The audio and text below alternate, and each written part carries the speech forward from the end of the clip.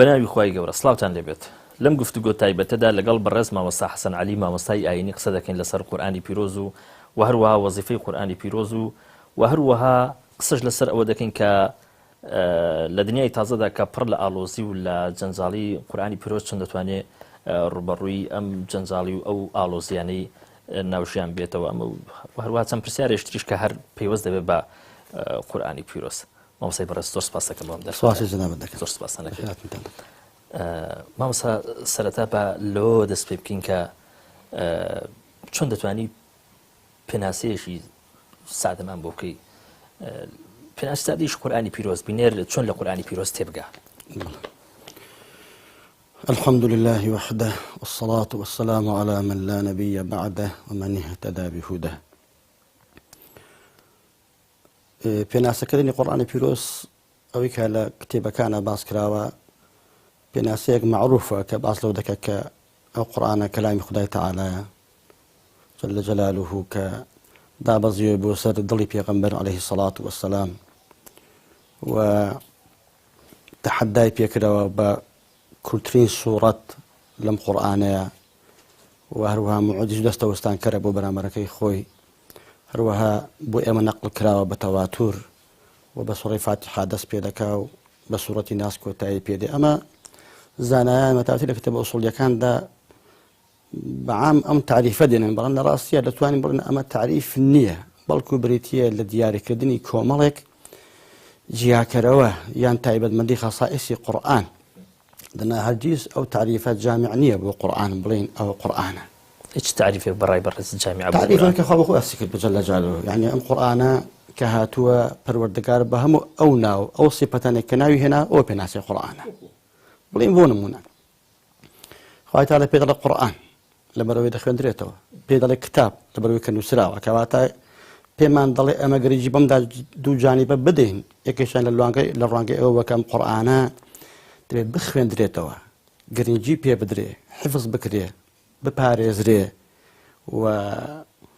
كخوار فهم ورتل القرآن ترتيلا الذين آتيناهم الكتاب يتلونه حق تلاوته ولو الروشوا باراستني للرويج كشوا كمكتوب محفوظة كواتا لابد بأمدو بوارا بيت دي بو أوي كمبلين قرآن دبي أوي كدخن دريتوا بهر نسرابه بهر لرفتك أنا كوتبه بلكار خرابه ببراوي جواني تیابێ با زێڕاو بکرێ بەڵام فایدەی چی ئەگەر ئەم مەکتوبە نەخوێندرێتەوە. ئەو قورئانە ناوی هیدایەتە ئەو قورئانە ناوی ذیکرە بۆ ناوی هیدایەتە ئەڵبەتە کێشەمان دەخوا ئیسمەیان سیفەتە باسی ئیسمەکان نەکردو کە قورئان ناوی فورقان و ناوی ذیکرە و ناوی کتاب ناوی قورئانە بەڵام بەرحاڵ هەموو ئەوانش سیفەتیان لێ وەردەگیرێت کێشەمان نییە. کەواتە ئەمە کە باسی قورئان کەین قورئان بۆ هیدایەت هاتووە ئەم هیدایەتە هدايتي عامة خاص نية ببوارك وبمجالك هاي تعالى أم قرآن بو هدايات ناردوة كلا هندش فين باس متقين دكات بلان لهندش شوني كتعليمي كردو أواني كلا مستفيد وكسانا كبروان بيها وشوني دكون وقناعتيان بيها وقرآن ناوي نورة دبي القرآن منوير بيت رونا كروبي لسر آستي تاج لسر آستي خيزان لسر آستي كومك لسر آستي جيان بشيويش قشتي أم قرآن لبين فرقان بي جيا كروب لبين حق وباطلة لبين الراست وناراسته لبين إصلاح وإفساده أو قرآن قال تعالى بوا ناوزدي كدوك لا يأتيه الباطل من بين يديه ولا من خلفه أو قرآن تاك كتيبي شي پروردگار لسر زوية كما بيتحدى مروفاتي ببكري لقال أوشا لإستا مروفاتي قدس أو ذكرى ونبوي بتواني بروري أم تحدياتي بيتو ئێستا نەک لە ڕوانگەی خەڵکی مولحید بەڵکو مەسیحیەکان بەڵکو جوولەکەکان بەڵکو بوذاییەکان سەرڕای ئەوەش مولحیدەکان هەموو وەسایلی دەخەنەگە بەڵام هەتا ئێستا یەکێک نەهاتۆتە مەیدان بڵێ من کتێبێکم پێیە بەرەنگاری قورئانی پێ دەکەمەوە ئەم تەحەدایە ئەمە دەبێتە وەصف دەبێتە تعریف بۆ قورئانی پیرۆز و ئەو قورئانە خوای تەعالا کە هێناویەتی يهدي به الله من اتبع رضوان سبل السلام ويخرج من الظلمات إلى النور كواتا أو قرآن منقذة أو قرآن مخرجة دبي رزقار كربي دبي نجات دربي دبي فرياد رصبي بومروفايتي بلان لەوانەیە مەسەلە پرسیارەکان جەناب بشدا هەیە هەر لە خۆڕا دەبێت ئەوە چۆن زۆر باش. المهم بەڕە چاوکردنی هەموو ئەو ناوانە هەموو ئەو سیفەتانێک کە لە مەدحی قورئانە گوتراوە دەتوانین بڵین ئەمە سەرنجمان شتێک لەسەر تعریف و پێناسەی قورئان هەیە. زۆر چاکە مامۆستا لە ئێستادا قسە لەسەر ئەوەیە کە بۆ وەسفانی کە بەڕێزت بۆ قورئانت کرد دەشێ لە ڕابردوودا ئەوە بسەلمێنرێت کە بە فعلی بە نمونە قورئان هیدایەت بووە ڕزگارکەر بووە بە کورتەکەی بە قسەی هەندێک بێ قورئان و وەڵام دەرەوەی بار و زروفێکی تایبەتی دیاریکراوی زەمەنی خۆی بووە لە ئێستادا کە ژیان پڕ لە جەنجاڵی پڕ لە ئاڵۆزی پڕ لە تەحەدای تازە ینی ئەم بە قسەی هەندێک کەس بێ ئەم قورئانە ئیتر توانای ئەوەی نەماوە کە بژی ئەم پرسیارە بڵێ یەکێک لەو پرسیارانە کە بەردەوام دەوروژێندرێت بەڵام ئەم پرسیارە تا شوێ ڕاستە و تا شوێ لە جێ خۆیەتی ئەگەر بەنسبە کتێبەکانی کەمە بگوترێ شتێکی واقعیە چونکە کتێبەکانی خوا کتێبەکانی تری ئاسمانی زەمنەکەیان دیاریکرا بووە و شوێنەکەشیان دیاریکرا بووە ئەو قورئان تاکە بەرنامەی پەروەردگارە کە بۆ ئەوە هاتووە کۆتاپیان بێ وەکو چۆن پێغەمبەرەکەشی کۆتا پێغەمبەر عەلەیهی سەڵات وەسەلام کەواتە ئەو قورئانە دەتوانێ وەڵام دەرەوەی پرسیارەکان بێ یان حەلکەر بێ بۆ کێشە و گرفتەکان لە هەر سەردەمێکدا ئەمە شتێک نییە لە خۆڕا بێتە دی ئەمە شتێک نییە خەونێک بێ خەیاڵێک بێت و لە خەو هەستا بی و هات بێتە دی بە جوهدێکی کەم ئەمە بێتە ناو ژیان و گۆڕانکاری دروست بێ ئەمە نا بەم شێوازە نییە بەڵکو ئەگەر ئەمە تەماشا بکەین تەماشای قورئانی پیرۆز بکەین لە هەموو شتێک زیاتر گرنگی بە سەبەبیەت داوە سەبەبیەت نابێ ئێمە سەبەبەکان هۆکارەکان ئاستەنگەکان گرفتەکان کێشەکان واقعی خۆمان لەبەر چاو نەگرین و بڵێن قورئان عیلاج و قورئان چارەسەرە و دەکرێت ئەم قورئان لە شوێنێکە بەکاری بێنی چارەسەر نەبێ لەوانەیە نەتوانی ئیستیدلالی جوان بە ئایەتێک بکە ببێتە دەرد و بەڵا بۆ شوێنێک وەکو چۆن ئێستا زۆر ئەفکاری بەناو ئیسلامی هەردام و تێکدەر و ڕوخێنەر هەیە کە بەغەڵ ئیستیدلال بە قورئان و بە حەدیث دەکا لە جیاتی ئەوەی کە چارەسەر بێ کێشەکەی هەڵۆستر کردووە بەڵام بۆ وەڵامی ئەوەی جەنابەت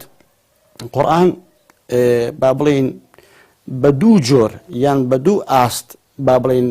دەتوانێت حەلی کێشەکان بکات یەکێکیان ئەوەیە کە ژیان تەقسیم و تەوزیع دەکا بۆ ئەو شتانەی کە ثەوابیت و نەگۆڕن بابەتی بیر و باوەڕ بە پەروەردگار بابەتێکی نەگۆڕە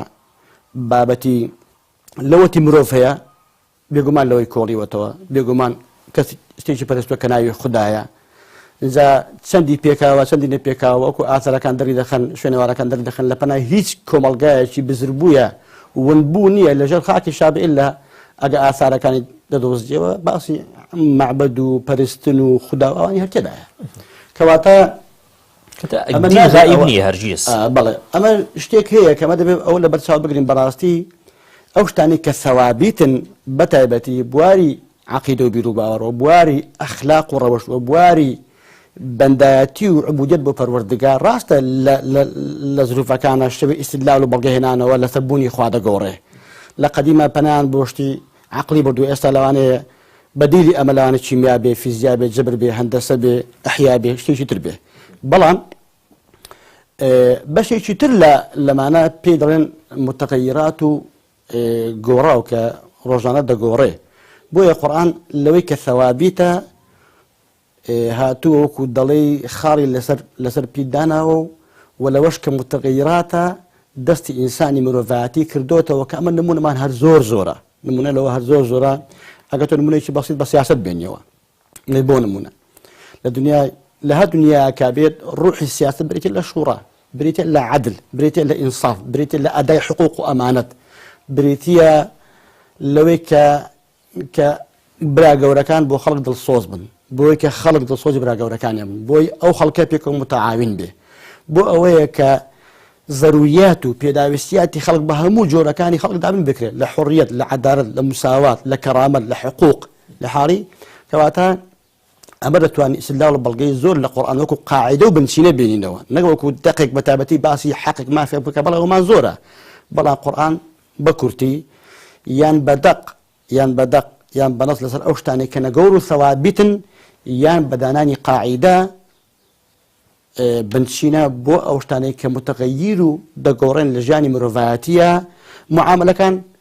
معاملەتەکان دەستێتیان لە بەستراوە خەڵک دەتوانێت هەزاران معاملە دابێنێ بواري حكم راني دستيانه بستراوت شلون دقيه حكم بشرتي مشروع بيت شلون اداري ولاد دكي بشرتي امر روحي لرزنده كبريتي لعداله بريتي للشورى بريتي لاداء امانه اداء حقوق كرامه عدل رفاهيه بو خلق خوش جزراني بو خلق بختوري بو خلق امر روحي لرزنده يجي قرقنيه شناي حاكمه قرقنيه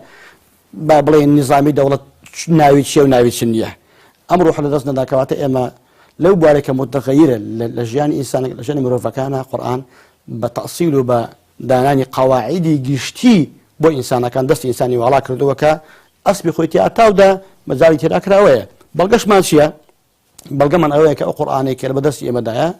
لحد ما زور محدودة حتى سورة كانش محدودا بلان أوهم الشرحياتي كلاسة القرآن كراوا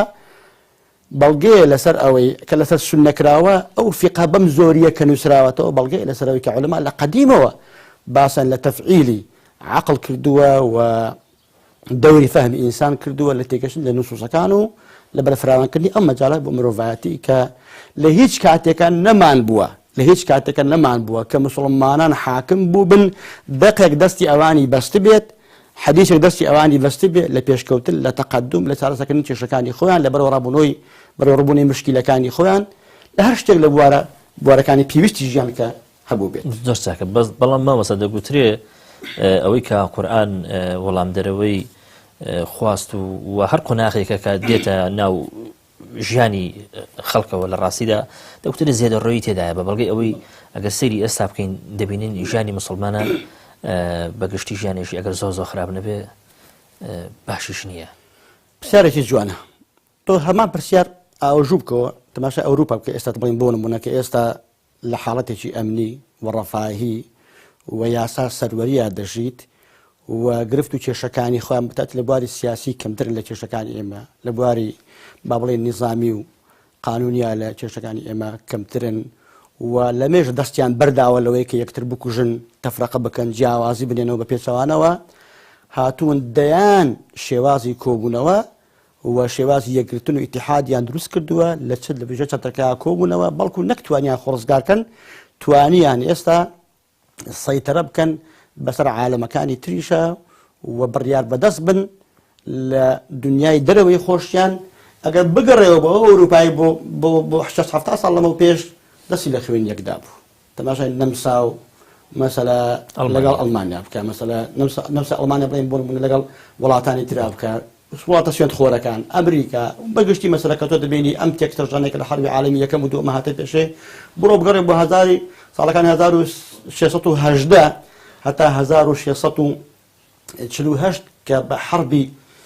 30 عاما بناو بانك بو كبتل بين مذهبي بروستانتو كاثوليك وشرعي استثارا لاوروبا كمليونان كسيتي لاتشو كواتا اما ام برسيارا زور جوانا بمدي ودا اوان شو رزقار بون بو معلوماتي شد اوان لم يجي شوكو دين واز الذين هنا لجان دريان كردوها لحالي بلان كيشكا امريكا براسي اما قلت ما شادكين مسلمان لمرودا كاما برتوازن كتشان بودروز بلدو شد كم يعني يكي كان اويك براسي لقادي سياسي شون اوروبا لمنها ماتيا بخلكاني بقيادي دلصوز بويرتوانيا خلال رزقار او بقادي فكري بلا مفكري كراوا عالمي كراوا زاناي كراوا دلصوص بو خاك دلصوص بو خلق دلصوص بو خوي بس ريمون دلصوص بو خوي تعالى كواتا اما شون اوروبا مانع نبو ليقرتن لسركوتن لبيشكوتن لتقدم لرزقار مو لنها متيكاني او كنيسه مسريدا هنا بو لقل جوازي مذهبك استاشي لقل دابي سي مذهب رسمي لعالم اوروبا بابلين دبين مثلا ارثوذكسا او كاثوليكا او بروستانتا بلان مانعني ورقرنيا ليقبونيان لاما كومنسر اماجي مشترك بلان لمر اويك العالم اما نقصيها اما عكس ما كدوتو كلا رابردويا سادو قادي مروفاتي بوين بيشنگ بوين بيشوا بوين امش لهبوني قيادي دلصوص ولهبوني مفكر عالمي كراوا بو سردمي خوان كتير اجياون تواني ما لا رابردويا سربر بي اسا كانت انت سربر بون اما شوينواري ام بسر بسريو دابراني ايما وشوينواري داجركراني دروي بو ايما ئەمن بەڕاستی ئەوەندەی خەرلەکان دەگەڕێنەوە بۆ داخلی و ناوەچی ناگەڕێن بۆ خارجی. ڕاستە خارج دووەلی خارجی مەسەلات کاریگەری هەیە، بەڵام تۆ لە ناو خۆدا ماڵ ڕێک بێت تۆ بە قووەت بی بەهێزبی، ئەمە کاریگەریشی ئەو توێنێ. بۆیە پرسیارەکەی جەناب بە کورتی ئەوەیە کە بەڕاستی ئێمە ئەم نەکبەتێکە بەسەرمانە هاتووە لەم جیاواز و تەفرەقەی کە ئێستا هەیە لە دوای ئەوەی کە ئەوروپا لە بەرهەمی لاوازی و زعیفی ئێمە لە هەردوو بوارەکەیە تێگەیشتی، ئێمە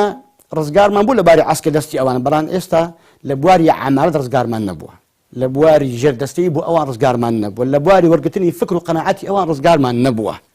کەواتە دەبێت ئێمە جارێکی تر قادەی سیاسی لە وڵاتانی ئێمە دەتوانن گرنتی ئەوە بدەن خەڵک لە هەمەت ڕزگارکەن. کاکە نمونەمان زۆرە، تۆ نمونە مەسەڵ بە ئیمارەتی عەرەبی بێنەوە، مەسەڵە 7 وڵات 9 وڵات یەکتر دەگرێ لە پەنای یەکە و کێشەشی نییە و گرفتیشی نییە، دەتوانێت بە 65,000 چەکدار 9 ملیۆن کەس بپارێزێ لە حاڵی. کەواتە ئەمە کێشەی ئێمە نییە مەسەلە تۆ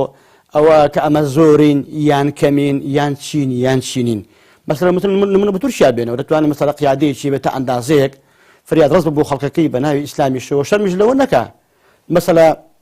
ئەو مؤامەرە گەورەی مەسەڵ تو بە تونس بێنەوە بڵێن بۆ نمونە، ئەوە مؤامەرە گەورەی کە لەسەر میسرا کرا، ئەگەر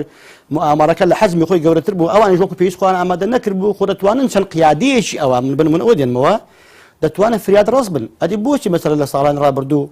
کۆماری ئیسلامی هەر بیرۆڵێکی کەیفی خۆیەتی، بەڵام توانی لە 79 ڕەغمی علمانیت کە هەموو دنیای داگیر کرد بوو توانی دەوڵەتێکی بە ناوی ئیسلامی ئەعلان کات و خۆشی پسەپێن ئێستا وەکو ئیمپراتۆر دەکەوێت. کەواتە ئێمە ئەوەندی نەقسمان هەیە لە قادەی سیاسی دڵسۆز لە وڵاتانی ئێمە و لە عولەما مفەکرینی کراوە کە واقع بین بن و دنیا بین بن و وەکو دەڵێ ئێمە محافەزەمان لەگەڵ ئیغلاقمان هەیە. خەڵک محافەزە با لە دین و خصوصیات تەبەرمەندی خۆی بکە، بەڵام بادا نەخرێ بە دنیاوە کراوە بێ.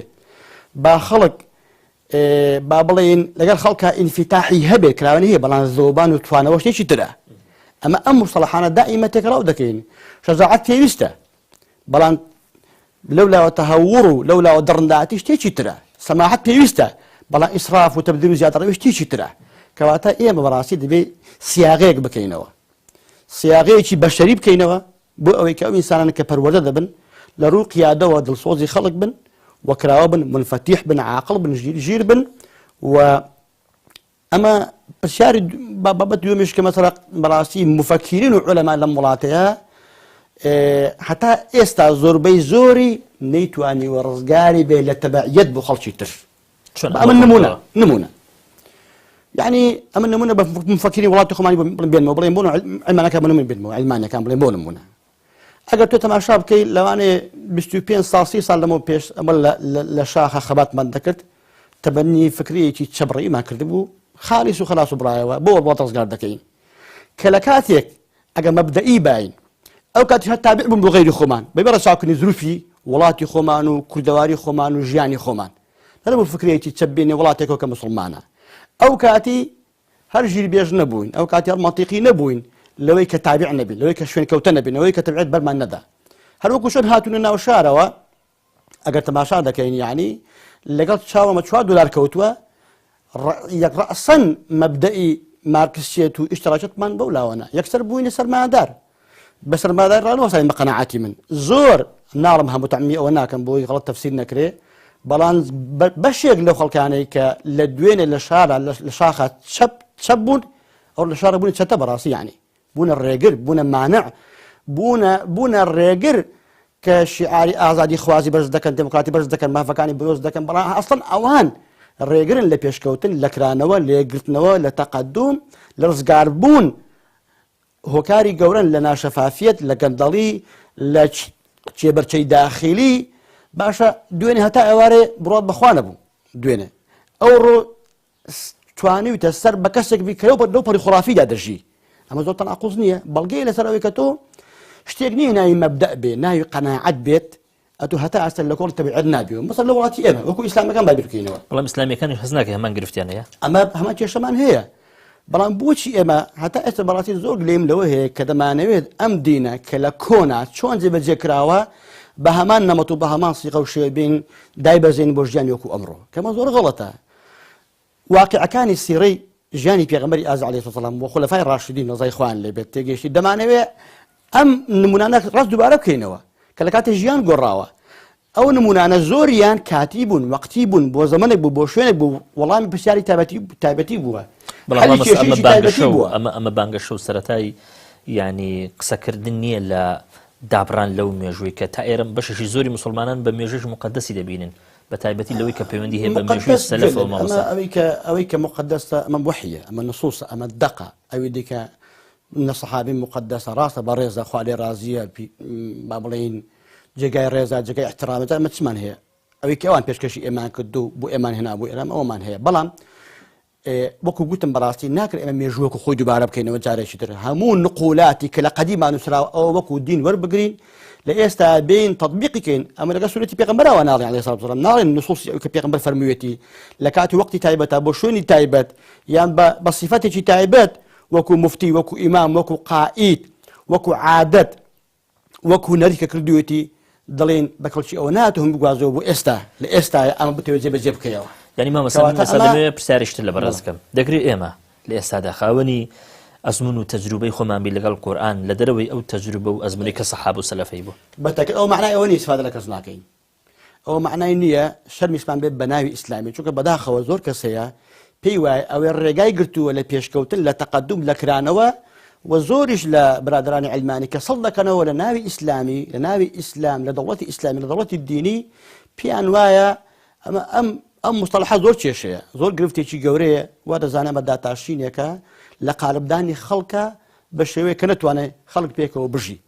جێگا خەڵکێکیان نەبێتەوە لە کاتە پێچان مدەی قورئانیە زۆر پێچان مدەی قورئانیەکەواتە ئێمە دەبێ لە سەردەمی خۆمان من بە ئیسرائیل دێنمەوە ئیسرائیل شانازی دەکا بۆی کەنایەک بۆ خۆی هەڵبژێرێت بناوی ئیسرائیل یەکێک لە پێغەمبەرەکە ناوی یعقوبە بژڵێ دێموکراسیم بژڵێ پێشکەوتم بژڵێ متەقەدیمم لە مڕۆیە و شەرمیش لەو ناوەنەکە و خۆشی بسەلمێنێ و تەحەدای دەوروبەری خۆشی بکە ئەو ناوە چ ڕێگاکی لە ئیسرائیل گرتووە کە ناوی چکەی لێ نییە وایە کەواتە ئێمە یەکەم باشترم لە ناو نەکەین دوای لە ناو نەترسین دوای بەڕاستی دەبێ قیادەی ئەم وڵاتانی ئێمە و عولەما بە تایبەتی زانایانی ئاینی کەرانوەیەکی ئەو تویان هەبێ کە بتوان ئەو ئیسلامێک کە بوو ئەمڕۆ ئیسلام لە کوردستان دەکرێن ئیسلامێکی ممچین خەیاڵی نا ئەگەمە لەوە بێ ئیسلامی ممچین جیاوازە لەوەی کە لە خەیاڵدا تێوە جێبەجێ بکەین ئەو ئیسلامێکی ئێستا ممچینە من لە ئێستایە لە ناو خەڵکات جێبەجێی کەم و پیادەی کەم لە حاڵی بۆ نمونە مەسەلە تۆ نابێ خۆت کورت هەڵێنسە هێندێک مستەڵەحاتە حتا لە قورئانیشە بەکار هاتبێ یان لە حەدیثە بەکاری پێت دوابێ ئەمە لە ثەوابیتایە ئەمە قابلی تەغییر و گۆڕانکاری نییە نمونە مەسەلە تۆ لەفزی جزیە بڵێن بۆ نمونە پێ دوابێ دەبێ ئێستاش جزیە لەوە لە قورئان ناوی هاتووە و باسی کراوە وەڵا ئەمن خوێندنەوەی تایبەت هەیە عولەما بەڕاستی معاسر بوو ئەم ئاەتێک کە باسییان کردووە ئەوە لەگەڵ هەموو ئەهلی کتابێکی نییە بەڵکو ئەهلی کتابێکە کە لە ئاەتەکە باسی دەکا ئیمانی نە بەخوا هەیە نە بە دوا ڕۆژ هەیە نە ملکەتی هیچ بەرنامە و یاسایەکە لە ڕاستیە چونکە بەڵگە بۆ ئەوەی یەکەم ئاەتەکەی دوم تطبیقاتی جانی پێغەمبەری عەزیز عەلەیهی سەڵاتو وەسەلام ئەگەر تەماشای لە مەدینە تەماشا بکەین یەکەم خەڵکانێک لە ئاهلی کتاب پێغەمبەر لەگەڵیان ڕوبەڕوو بێتەوە جوولەکە بووە و لەولا تەماشا دەکەی بە ئەطیافە جیاوازەکانی ئەو کە ئەمە بەنو نەظیرە بەنو قەینوقاع بەنو قوڕیضەیە لەگەڵ هەموو ئەوانە جزیرەیەکیان وەرنەگیراوە بەڵکو لەژێر سای دەستورێک دەوڵەتێکی مەدەنیە هەمویان کۆبوونەوە تەعایشیان کردو و خوێنیان داوە بەیەکەوە ئەسیریان بەرهەڵدا کردەوە بەیەکەوە کێشەکانی حەل کردووە سیادەی ئەم وڵاتە زۆر باش مامۆستا وەزیفە و مەقاسیدی قورئان بە کەمێشی لەسەر ئەمە قسە بکەین بەڵێ ئەوە ئەم بابەتەیە کە بەڕاستی لەوانەیە وەڵامی زۆر پرسیارەکانی تیاوە لەبەر ئەوەی کە ئێمە مەقاسید و ئاماجی قورئان بەزر کردووە بۆیە زیاتر لە پرسیارەکان یان ڕژەن پرسیارەکانە سەرگەردان دەبین یان لە وەڵامدانەوەیان ڕاستتر بڵێن چونکە ئەگەر مەقاسیدی قورئان تێبگەین ئاماجەکەی تێبگەین دەتوانین لە هەر کاتێکە بەپێی ئەم مەقاسیدە ڕەفتار بکەین کوتمان ئەم قورئانە ئەم دینە بۆ نەهاتووە لە سەردەمێکا بێت و کۆتایی پێ ببڕوە بۆیە دەبێت ئەگەر ئەم قورئانە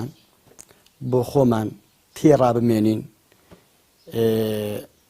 با بڵێن تێگەیشتن لە قورئان حەسڕ نەکەین لەسەر تیژ و بڵێن توێژ و با بڵێن خەڵکێکی تایبەت لە ڕابردوویان لە ئێستاە یان بەس بە خۆمانەوە بخلتك حرام وقد غيدا منين براستي أم قرآن زور جوان آمان جكاني دياري كردوه لو كبيرايوتي جيانا عادة زاناك باصل مقاصد كردوه دي كان السئ بشوه باصل ضروريات دك كقرآن بو بري اهتمام باصل ضروريات حياتي كردوه أو جيان ببي أو نابه باراستين الديني خلق بالجوازي هم خلقه زاو زور غريغا خلق ولا زاناك دري الدين بس الإسلام يعني أمن أي كم تيجيشتم أو كدين أجر حاكم بيت شون بارز جاي لمزجود دكان بلا كنيسة شبكة دبلا ديري شبكة دبلا كنيسة شبكة دبلا شون شبكة تشتري شبكة خاب خوي دفرمي ولولا دفع الله الناس بعضهم ببعض لهدمت الصوامع وبيع وصلوات ومساجد لدوهم يوم مزجوتي هنا باسي جولك كان دكا باسي شويني برس مسيحي كان دكا باسي شويني عام دكا كصلواتك أنا شرنتها بدو بجولك ومسيحي كان هو أما عامة وهم أديانا كان بالتأكيد كواتا يعني أجتو الرقاد بودا يعني أمن نزيكي لدو صد آيات أقلبه لدو صد آيات خداي تعالى بأنواع الشواذ وأسلوب باسي هذا دي بالواوري كردوه والله ما مثلا من لتنيش وين أوم دي وك بتعبتين لنا وقصي علماء ك حمو أوشتاني كبرزت باسي اللي ودكي بآيات السيف للقرآن ده القرآن خوي نسخي كله توا ما بتي النسخ القرآن تيجي ترى ما أكو نعم يقصد النسخ بلان قرآن بو نهاتوا اسم بود بعض ذاك بلين بون منا لقرآن بس بقى بس كمان ضروريات حاجيات أو كإجاني إنسان لضروريات يشيل أنا ضروريات دين باراسني ديني خلقه نك ديني مسلم بو أقدار يعني بيغمبر باراس جاري لجولك إيش نكتب المدينة نيجوا هم باراس جاري المدينة شيء نشتى تجيبوها بيغمبر يجابوا جولك يجابوا لحالي كواتا ما بيغمبر إخوات لك وفتي شيء مسيحي كان هشتان فرعت المزقوتك إخواسير رجال داينا والرجال عيد فصل شتياب كان اللي كجيش شتياب كان لحالي خمشي بو هالدان ميان داريش كدن رئيس شي ليكرتن بناقاش شي لقال كردن كواتا ما كواتي دقا اسلام بس هاتوا ديني اسلام بارازي بيساني قران شلارته قران واناله هاتوا باراستني ديني خلق كواتا اجاتو صبانا سلوكت بارا ديني خلق كواتا برغاش بيبدم بخوي كنيسه بكا بخوي كنيسه بكا بخوي دير بكا دبي مزارش بيبدم تلفزيون دابني فضائيات دابني مناقشه ديني خوي بكا برنامج خوي بكا ادو ديني بوزيدالنيه أجيب مناقشة هاتوا والله بس الجان حسناك اللي استدعى تطبيق الشريعة تطبيق القرآن بمفهوم جورا وجور نك هرديني خلقين باراس وبالكل لهندك كاد رنج ديني مسلمان يعني تيجيش مسلماني بودين خزبة تجار السيار وشر شوا نمكم الله يسعد دولتي مذهبي من هي يعني بلا راسك مثلا تقول بدا عش بينه وكذا وكمتكيشي بيشش غلطي بخوي ويران كدو تيجي دوا بناوي دينه ولا من لم يجل لسر أوانا صمان كردوا وتار ما خندته ورأي من دبرت ما سر كردي أوانا بابلين زياتر عمالته وأتباع كان الشمرات الجهرة دي قيقتون الزياتر أما بيوندي بدينة ونية بلام بارحل ناوي دينه اللي اندراوا كومال الدنيا بي ولاتي بي خراك راوا الدنيا بي ويران كراوا بلام تو نمونيش بسيط دين موا يعني تو اسا ما قبل بين مو بتنسعتها ونا بالقرآن ولا السنة لسر أويكا جاري شتر بقجدات شنو إنسان وكنا وكولي بيتواني قرآن وحديثه بيتواني مقاصد شريعته كابلا يقولوا أوهموا الراشكاويك قرآن دياله وحديث بيغمبري كريوت عليه الصلاة والسلام بيجارج كم بوزندو كاتو بيا دين تطبيقتك آخر أم تطبيقات دنيا ويران دكات كابلا دي لوهم دنيا يك مذهب دكات الدين الرسمي ولات لكاتك الإسلام دين مذهب نية بتاقتنيا أو مذهب أنا بشر تفسيرات دينا دين زور لو فراوان ترى ذاك التفسيرات ديكش مذاهبي ديكش بوشون ديكش نسرائي ديكش بين حتى تفسير أمديني بو ممكن كما تمن باب مصطفى سالك يكم بس مقاصدها بكورتيك مزالم دي بكورتي باشا شو ضروريات به شو حاجيات به كجان لسري به أو خلد دينه شو تحسين رفاهيات به إسلام هاتو دابين يعني كاب وهرسيشان بلام بس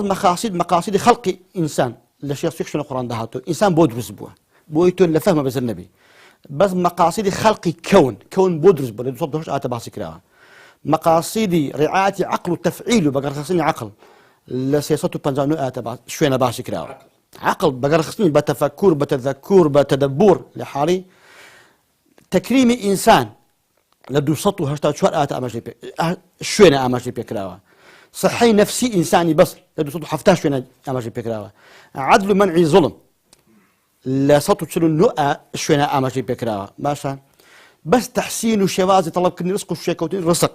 لا سطو سيحوش شوينا باسی مصالحی ئومە دا جێ لێ بم یەک تۆجیکە مەزان 135 شوێنە باسی کراوە ئەنجام مەبەستم بەس تەقریری حەق بەس چەسپاندنی حەق بە ئوسلوب شێوازەکانی لەنە تو حوت شوێنە هاتووە کە زۆربەی مسلمان ئەمڕۆ بە پێچوان لە قەدەر تێدەگەن کە لە قورئانە لە 193 شوێن بە ئێمە دەڵێ هەرچی خراپێک توشتان دێ بەرهەمی دەستی خۆتانە هەرچی خراپێک توشتان دێ بەرهەمی دەستی خۆتانە و لە 80 شوێن لە قورئانە پێمان دەڵێ هەرچی چاکە و نیعمەتی دەسەر ڕێگاتان لە دوای فەزلی خوا جوهد و تێکۆشانی ئێوەیە باشە قورئانێک ئەوەندە واضح بێت ئەوەندە ڕوون بێ لە دیاریکردنی مەقاسیدە لە دیاریکردنی کێشەکانی ئێمەیە لە بیرکردنەوە لە تەفەکوور لە تەعەقول لە تەکریم لە مەنعی زوڵم لە 200 ئاتە پێم بڵێ ئیکراه لەسەر دین مەمنوعە لێ حاڵی من کە ئەم مەقاسیدە ئیهمالکەم بزریکەم بیشارمەوە خوێندنەوەم بۆی حرامکەم دەپێما دەبێت هەر لەسەر هەندێک نصوص و نقولات من بۆ لە قەدیما کە نووسراوە بۆ تەفسیر و بۆ شەرحی دین ئەوە بێگومان بێگومان ڕزگارت نابێت ولەوەشدا مسلمان خۆی بەرپرسیارە مامەسە نەک ئەوەی کە بە قورئان بەتاکید ئەم قورئان نمونەیەکی بەسیط بۆ تۆ دێنمەوە کاکە وتعاونوا على البر والتقوى كاكا قرآن بما ضلي ولا يجرمنكم شنآن قوم على لا تعدلوا اعدلوا اقرب التقوى قرآن رجعنا ده قد جمله كاش ما نصاب بين نعادل بين لحالي كواتا ما بيغمان خوان ببرسيارين بيغمان وكو قوتم اگر قادي ولاتاني ايما درسوس من بخلق خوان بو خدا بو خلق بو خاك بو خوشان درسوس من بو يميجو خوان درسكن وعلماء ولاتاني ايما واحزاب لولاتاني ايما دڵسۆزی خۆیان بنوێنن بێگومان زۆر بە ئاسانی ئەم ڕزگار بوونە ئەم گەیشتن بە ئامانجە دێتە دێ باشە خەڵک بۆ پێی مەحاڵە تەماشا شوێنێکی مەسەلە ئەو وڵاتە عەرەبیانە بکە شوێنێکی وەکو جیبۆتی 800,000 نەفەرە دەوڵەتی هەیە کاکە 800,000 نەفەر دەوڵەتی هەیە کما ئیماراتی عەرەبی بە حەوت دەوڵەتە مەسەل 9 ملیۆن کەس لێکی داوە مەسەل دەوڵەتی هەیە و دای مەزران دو خەڵک هەموو یەکیشی کردووە بە جیاوازی لە حاڵی میرنشینن لە ڕاستیدا هیچ نین هەر کێشە نییە ئەلمهم لە بواری ڕەفاهیە نمونەیە لە دنیادا لە بواری اقتصادیە نمونە لە دنیادا کاکە لە بواری پێشکەوتن نمونەیە کاکە لە دنیادا لە بواری تەعایشا کاکە نمونە لە دنیادا لە بواری اعتمادی لەسەر پەترۆڵ کە ئێمە نەوتمان ڕۆژ لێ بڕێ بازار هەموو تەسیر لەسەر دەکا ئەو اعتمادی لەسەر نەوت هەر نەماوە تا 6 خەریکەوەش لا بە یەکجاری کۆتایی پێبێنێ لە حاڵی باشە ئەوە نمونەیە متماشایەکەم بانەچین بە ئەوروپا زۆر باشە مامۆستاجان زۆر باشە هەندێکان پیان وایە چالاکبوونی قورئان فعالبوونی قورئان لە ژیانی مسلماناندا پەیوەستە بەبوونی دەوڵەت و کیانێک کە پێ دەوترێت دەوڵەتی ئیسلامی خلافەتی ئیسلامی سەڵتەنەتی ئیسلامی هەر ناوێکی لێی دەنێ گرنگ ئەوێ ئەو دەوڵەتە بێ کە دواتر مەفهومێکی دینی هەیە یعنی بەڕای بەڕێست فعلا هەموو تەعالیمەکانی قورئانی پیرۆز بەسراوەتەوە بەبوونی کیان و قەوارە و دەوڵەتێکی دینیە زۆر پرسیارێکی جوانە زۆر پرسیارێکی لەسەر خۆیدا بەڕاستی ئەمە ڕاست نییە پێدوابێ کە هەموو تەعالیمەکانی هەموو یاساکانی هەموو مەعارف و ناسینەکانی بۆ لەسەر ئەوە پەچی کەوت بێ کە ئیلا دەوڵەت هەبێت ئیلا کە با بڵێن سیاد و سەروەریەک لە ڕووی یاسایی ئەو هەبێ یان سەربەخۆیەک هەبێ بەڵکو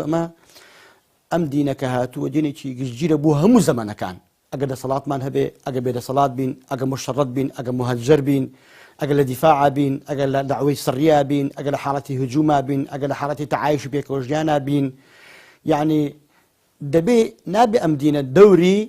با بڵێن دەوری ئەم دینە تەهمیشکەینی وە کۆ بکەینەوە قوشمەڵە بکەین لە دەورەی یەک بوار کە بواری سیاسەتە بۆیە لەوانەیە زۆر جار ئەمە بۆ ئیسلامی سیاسی زەربەی گەورەی لە بوارەکانی ژیانی ئەواندا بێ بەسەرکردنەوەی ئیتماماتیان لەسەر بواری دەوڵەت یان گەیشتن بە بواری حکم لەو لاشەوە لەسەر حسابی ئیهمالکردنی بوار و مەجاڵەکانی دیکە کە فەرد کە ئوسرە کە جامیعە کە تەربیە کە تەعلیم کە هەموو بوارەکانی ژیان بڵێ ئەوەمان مزگەوت بەڵێ ئەومان لەبیر نەچێ کە ئەم شەریعەتە لە پیادەکردنی گشتیە جوانەکانی دەردەکەوێت لە عەدالەتی حاکمە خەڵک مشتاقی ئەم دینە دەبێت لەم بەرنامە جوانە اقتصادە چڕوپڕەدا کە ئیسلام دایناوە بۆ ئێمە کە خیانەت و احتیکار و غەش و ئەوجا هەمومان بەشدار دەکا لە وارداتی گشتی و لە مەعادین و لە سەروەت و لە سامان و پێمان دەڵێ ئەو کەسێک کە ئەمیراتی خەڵک دەکا هەموو تەسەڕوفاتەکانی مقەیەدن بۆی لە مەسلحەتی خەڵک بڕیار بدە وەکو قاعیدەیەکیان داناوە تەسەڕوف الراعی في الرعية مرت بمصلحتي حتى شي بريارك سركدي ولاد بيدا خارجي ولاد بيدا دبي حموي بريارك لمصالح امتها بدك مصالح شخصيه زۆر چاکە مامۆستا زۆر چاکە مامۆستا لە قورئانی پیرۆز ليش لسورة كان وليش لآيات كان دا أود بينين كبيغمبر عليه الصلاة والسلام للرجل قيام الشكوى ذاك لا يخوي جورا لويك أم قرآن بيروزة حجر كراوة من دموي لبرز ببرسم حجر قرآن يعني تي هل بد برسيالي تريشم دبي دواتر هر بيوندي دبي وقال الرسول يا رب إن قوم اتخذوا هذا القرآن مهجورا أما ديارة أما هزر جورا جوري هي أو كسي هي قرآن هرناخوي دو كترجاني بخوينة توا أما هجري قراءة قرآن يكردوه بطريق الأولى هجري فهمك يو هجري عملك يو تطبيق وتبليغ ودفاعك إنك اللي يكردوه كسيك هر آمدنا بخوينة توا برزاني بخوينة توا درفتشي هبي عالم بي مستواي هبي كسيك رزاني بخوينة توا بلان هول بو فهمك أين هذا هجري فهمي كردوه كقرآن بو هاتوا كيزان تيبقى أفلا يتدبرون القرآن ليدبروا آياته لعلكم تذكرون يا أو كسي كفاهي دكا بلان هول بوجه بجكني نادا أو هجري عملي كدو القرآن بو هاتوا بلا اعملوا وسيرى الله عملكم ورسوله والمؤمنون بو عمل هاتوا أو كسي بو خوي لسر آستي تاك فرد يان خيزاني خوي إشي بيدكا بلان هولي تبليغي نادا بو خلق وبيقول من هجري تبليغي كردوا تبليغي دكا بلان لولا آمدنية كمخاطرة بيدابو شيء لسر بيدابو دفاعي ليبكا هەڵوێستی بەرامبەر بەمە هەبێ وەکو بڵێ تەصحیە بدا قوربانی بدا کە قورئان دەفەرمێ ومن الناس من يعبد الله على حرف خەڵکی وا هەیە لەسەر لێوان خوا دەپەرستێ فإن أصابه خير اطمأن به ئەگەر قازانجی کرد وڵا دینێکی باشە وإن أصابته فتنة انقلب على وجهه ئەگەر تووشی فتنەیەک بوو زەرەردی کرد تینی بۆ هات فشار لەسەر خۆی ماڵی مناڵی وەزیفەی چی دروست بوو پێی وایە ئەمە خێری بۆ ئەو پێوە نییە کەواتە ئەو کەسەی کە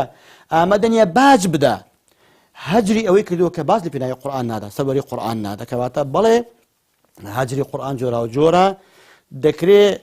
إنسان كبير لدو وارا لسيب وارا يعني إنسان لبهب وارا هجري كرد بيت دقون زي إنسان شهبيت حولي خوي دابي جهدي خويكم من منبو جنمو مثلا من زوجة خلق وارا زاني يعني تطبيق القرآن يعني بقى شبه القرآن يعني خدمة القرآن بيوسط بملاوة ويك عمامي لسر الجبيل بدأ بلا براسي ما فكري شيء هلا زور تاوانا إنسان ما بركاته من نمونه عصر رابردو بين مو قرن رابردو بين مو سديد بيست كي يشل مؤسسي قوتن حركة إسلامي العالم معلم شي مكتبك حسن بدناكاك كالتمديد أفكرية كت موظفش دائري معلمك حسن مطبع كواتا يستا لولاتاني إما دبين أواني كزو متخصص للغة لنحوة لصرفة بابلين لإعزاج قرآن خلشي خوان شهاداتي بز نايم مستاشو نايم ملاشو أوشان لنيو عما موجو بشان لبردانية بلي زانان دبي متخصص بالمعنى كلمة لبوارك إخوان لمجالك إخوان ودبي دوري إخوان ببينن هوضا تهميش نكرم بلان تهميش خطأ خوش معنا من كدور منية يكم معلومات وزور بينية دوم كراواني ما سيم تكراي وخلق داب شو مشروع منية بينزم منفتح كراواني من لقال أوي كأمن لقال قيادة سياسي عاقلة حوارهم هبي لقال غربي شي عاقلة استا خلق حوار بناء الإسلام هو هالشي اللي غربه من خلاطه زۆر ما وسای بەڕست دەگوترێ بوونی ئەم هەموو تەفسیر و بۆ چوونە جیاوازانەی کە بۆ قورئان هەن کە 2000 سەریان کێشاوە بۆ دروستبوونی مەزهەب و هەروەها کێشەی مەزهەبیش ئەمەش وای کردووە کە جۆرێ لە هەجر ئەگەر ناوی ڕەنگە چوزانم درستیش نەبێ زۆر جۆرێ لە هەجری فکری لەسەر لە هەمبەر قورئان دروست کردبێ یعنی ئەو پشتارە بۆ غەڵی ڕاستەکە واژ نییە مثلا كابراجي جولك أو بري متوحد يقرتويا لكاتك دين كشي لتوراتك يقبرجي وتسيو عند برجع هم تفسير حاخا مكان ونيا لكاتك كابراجي مسيحيش لأوروبا دجي تفسيري بو دينك إلى هزارك تبتي بري وبلين بون ما نجنا ولا ويك يكتر بقري لكن القرآن يمد الزماني زيادة هي بو يكبون والله حسناك ما مثلا إماش حجري شيء مسابي تونت هي ما مثلا حتى لبرامبر تفسير القرآن خويا بلا زعما جلبه تفسير القرآن تفسير الراسك دسيت وصار مذهبك من بو قرآن يعني ما بس من براسي تفسير القرآن يعني قرآن بخو كتيبي شي پروردگارا و اما اجا بقرن سكتب اصول كان باسي كلمات من بود كان باسي الفاظ من بود كان امانه كمان بيدر النص كمان غير النص كاك هو القرآن تفسير القرآن قترا يسمون تفسير تبري بودن هو تفسير ابن كثير بودن هو برو سورة النون والقلم أسطر بخير داخل الله وباسي جاك وباسي وانا كيم لي ودهات وكاكا الطبري شو بلا من الطبري شو تفسير هر جورا كان ابن كثير تفسير حرق جوري لو انا كم ناكد برا ناكل من هر بم تفسير كلا قديمة هبوا بالقرآن بدأت من جويخم دابخم جوخم دابخم معارفكم هموي واصل بينهم همو عقل وهست ونستم بجر مرسل او تفسيرين كلا قديمه كلاوه يعني باوردوا كالتفسيري تازه ذكري بقرآن بكري بالتاكيد دبي اما بو خومان اما لسدمي استا دبي تيجيشن مان بو قران نابي تنيا او مصطلحات بكينا وكو بدنا تخرج زاران كاكا الا بفهم السلفي الصالح زور باش لبركات اما ظلم للسلفي الصالح عندك السلفي الصالح بو سدمي خويا چاچن بيد لك زور باش ما مصايب الرز دغوتري يش لو هوكاراني ك بجوري لجورا كان سري ششاو بو هجري قران بريتيل لوي كلبناي ردانوي اواني ك ناو دبرين بقراني يعني خليك قصه كردن لسر اهميه القران وقرانوي زور بو قران بتومته بخطر امشتي شيك لراسي اما بيموا كسر بيوابي قران كافيه بصا بو تشريع بو جاني مروفاتي لحالي بيوابي بيوسي بسنني او بما بقناعتي مظالم مضله او كسا بيوابي قران كافيه بو هموشتر لجيانا بيوسي بسنناكا لي باحتياج او ظالم مضله او لراسي براب قران جنيه بلان زارنا وكي اواه بلان بيبقى شو اقصي من تيميك قصيش جوان دك لتفسير قرآن كدلي أقل قرآن تفسير قرآن النبي وبقرأ يبوتي فعود إلى السنة بقرأ يبوتي فإنها شارحة له وموضحة له قرآن شارح قرآن حديث شرح قرآن كردوه وروني كردوته وقرآن جدا فرمي وأنزلنا إليك الذكر لتبين الناس ما نزل إليهم يعني وظيفة قرآن بياني وظيفة السنة بياني قرآن بوا قصيتي زوج الإمام الشافعي كي من تيمية هنا لمقيم تفسيرك إذا الإمام الشافعي ضل كل ما حكم به النبي حتى شيء بيغمر كرديوت الجاني خوي ده حكمي بيداوا فهو ما فهمه من القرآن الكريم أيك القرآن تيجيشتوه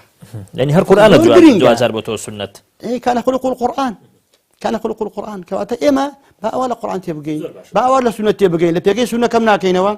بلا واش نازانين تبي قرآن واز لي بينين بناوي السنة قرآن والسنة وظيفة كان يب وظيفة بلا قرآن متنا قرآن جزجيرة قرآن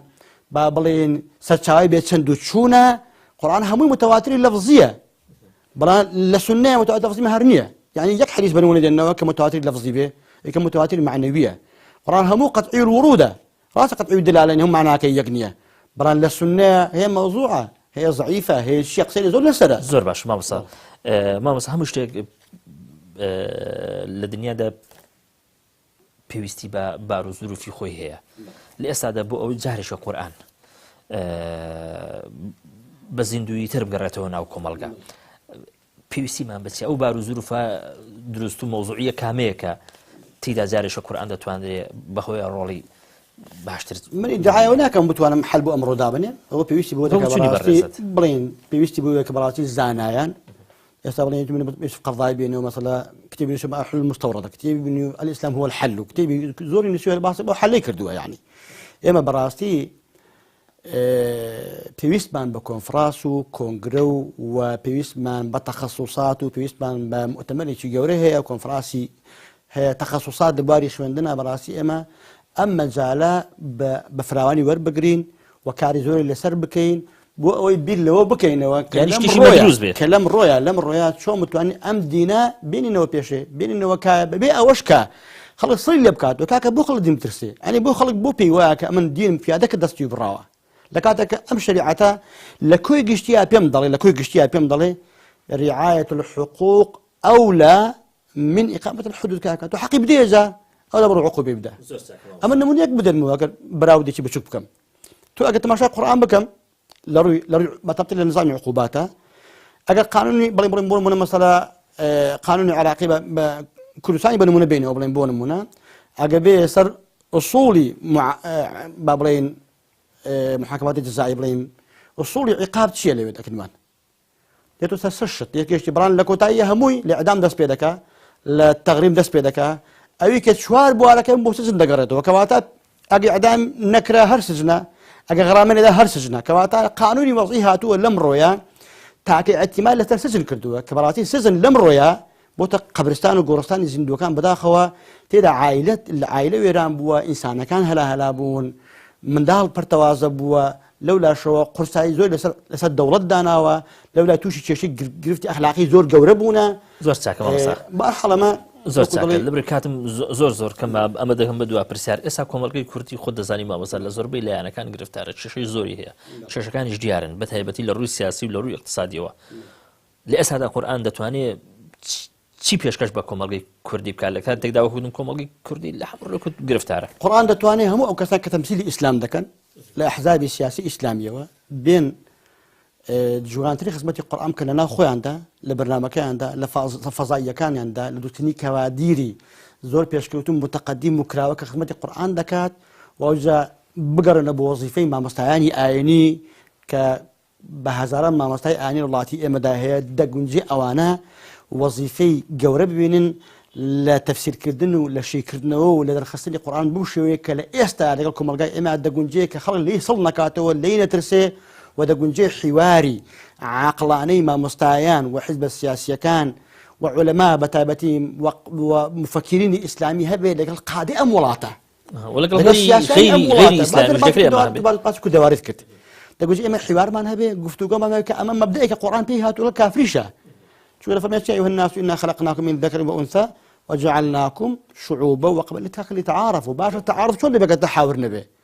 لو داي اجت تعارف ما بين شلون تعايش بيك وناكين اجت تعايش ما بين شلون تفاعل بيك وناكين اجت تفاعل ما بيك وشلون تصالح بيك وناكين كانت لكوتايا نابي ايما دتوانين بمشي وعظا اواني كمسؤوليتيان لسرشانه لما مستعاني اني لاحزاب سياسي اسلامي لمفكرين اسلامي لمولاتها بين تمثيلي جوان كان وحواري جوان بناب كان لقال ام قياده السياسيه كلام مولاتها هي لقال وزاره كان معني بالتربيه والتعليم دتوان اما هنقايق ببوي كما قران فرياد رزبي لمولاتي بله زور سپاس دەکەم زۆر بەڕێز مامۆستا حەسەن عەلی مامۆستایانی زۆر سپاسان دەکەم هەروە سپاسی ئێوەش دەکەم بینەرانی بەڕێز تا دیدارێشتر بەخوای گەورەتان دەسپێرم سپاس